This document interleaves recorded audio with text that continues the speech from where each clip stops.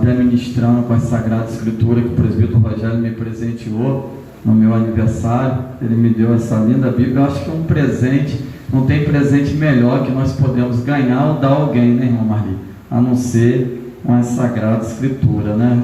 De Martim Lutero, e a gente fica feliz, e eu estou estreando ela nessa noite, né? Para a honra e glória do Senhor.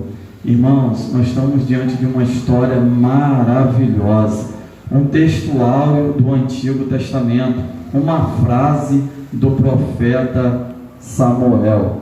Interessante que nós vamos contemplar, quando nós falamos do Samuel, nós não podemos esquecer, Gilberto, dos seus pais, sua mãe, né, a nossa irmã Ana, uma mulher de oração, e o seu pai Eucana. Nós lembramos que o Samuel foi um milagre de Deus, foi um pedido da irmã Ana. Por isso o nome Samuel significa Deus ouve. Qual é o significado de Samuel? Deus ouve. Deus ouve. O nome Samuel significa Deus ouve. Como o evangelista Gilberto falou aqui, o Elohim, El Shaddai, ele ouve as nossas orações. O nosso Deus é um Deus que ouve. Realmente, ele é um Deus onipotente, onipresente e onisciente. E ele ouviu a oração da nossa irmã Ana e deu um filho a ela, que foi um grande profeta. Na época de Samuel, da sua infância, né, até boa parte da sua juventude, foi o governo teocrático. O que é isso? É Deus no governo. Deus até então era o presidente do povo.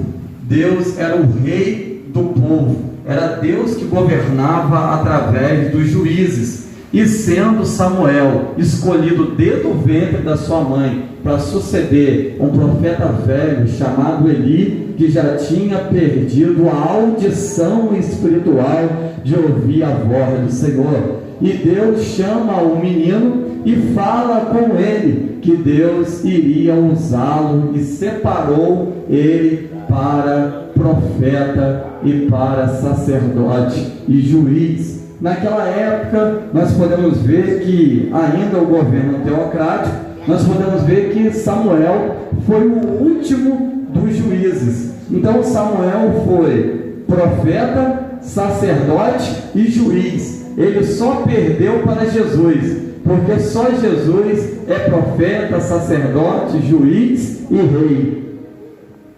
Mas Samuel, ele teve a graça de Deus de julgar o povo. E ali, através da orientação do Senhor, Samuel julgava o povo naquela ocasião. E sendo ele o juiz, todos os casos chegavam até ele. E o povo respeitava muito ele, porque a Bíblia diz, irmã Roberta, que nenhuma palavra de Samuel caiu. Você já pensou nenhuma palavra de um homem, pastor Baca, cair? Deus honrar todas elas. Toda que ela falar aqui embaixo, ele falar, Deus assina e responde lá do céu. A Bíblia vai dizer que nenhuma palavra de Samuel caiu. O que isso quer dizer? Que tudo que ele profetizou, irmã Silva, se cumpriu. E a Bíblia diz que os ouvidos iam tinir. E realmente os ouvidos dos israelitas tiniu.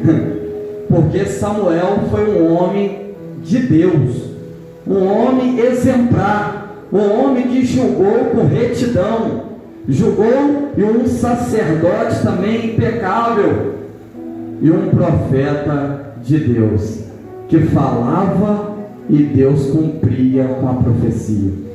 Um homem de Deus, um homem escolhido pelo Senhor. E vai dizer que o povo passou um aperto tremendo, porque humanamente falando, o inimigo de Israel se chama os filisteus.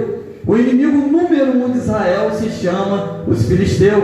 Israel estava perdendo a guerra, estava sendo massacrado pelos filisteus, estava sendo colonizado, escravizado. Podemos dizer que os filisteus estavam sobressaindo e estava colocando Israel debaixo dos seus pés. Tudo isso por causa, irmão Marco, da desobediência, do pecado da idolatria, que é um dos piores pecados. A Bíblia diz que a idolatria é como um pecado de feitiçaria. A idolatria é a mesma coisa de um pai gerar um filho e uma mãe, e o filho chamar outra pessoa de pai. Você já pensou isso? A idolatria é um pecado terrível. E o que é a idolatria? Tudo aquilo que você coloca em primeiro lugar. O primeiro lugar que tem que ocupar, você dá preferência, pode ser um carro, pode ser até mesmo uma pessoa que você coloca em primeiro lugar, porque o primeiro lugar que tem que ocupar em nosso coração é Deus, é Jesus. E quando Jesus Cristo ocupa o primeiro lugar, as outras coisas são secundárias.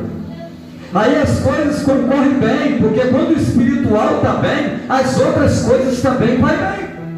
Como Israel não estava espiritualmente nada bem, estava desligado de Deus, estava na idolatria, adorando os Astarote, os Balaíns. E o que é Balaim? Os Baal, estava adorando Baal, estava adorando a esposa de Baal, essa deusa chamada Astarote, e estava adorando os Balaíns. E os Balaíns significa Deus de bolso, esses deuses pequenininhos, com letra minúscula, que nada pode fazer por ninguém. Que o Salmo, se não me falha a memória, 115, diz que tem boca, mas não vê. Não, tem boca, mas não fala. Tem olho, mas não vê. Tem ouvido, mas não ouve. E nem som algum sai da sua garganta. E todos que se dobram ou pedem alguma coisa a ele, se tornam igual a eles. Como? Cego também como é. As imagens. E nada pode fazer. Mas o nosso Deus não. O nosso Deus está vivo. E podemos sentir a presença do homem de branco das mãos furadas aqui nessa noite. Eu quero dizer para a igreja que Jesus ressuscitou. O nosso Jesus não está mais pendurado em um madeiro. Ele não está com a cabeça triste, caída. Ele está ressurreto. Ele ressuscitou.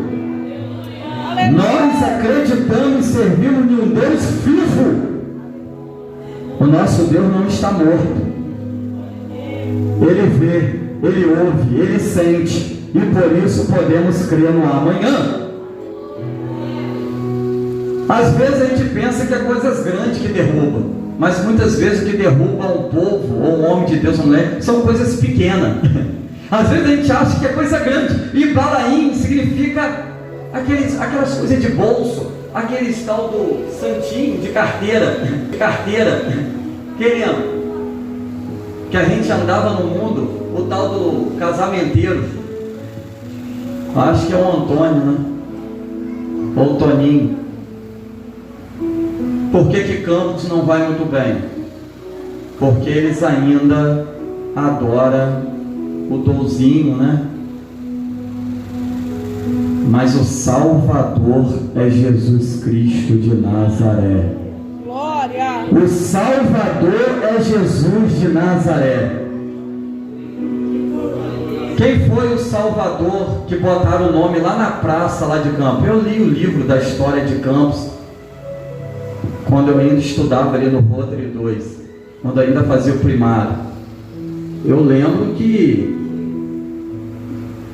diz que Salvador foi um homem, um fazendeiro muito mau, que escravizava o povo, e até hoje tem casa ali como a escrava Isaura, onde foi feita a novela, ali mesmo em Campos, e ali muitas pessoas foram escravizadas. E quando nós vamos ver a cultura, nós vamos ver que por isso que Campos às vezes não prospera como deveria prosperar.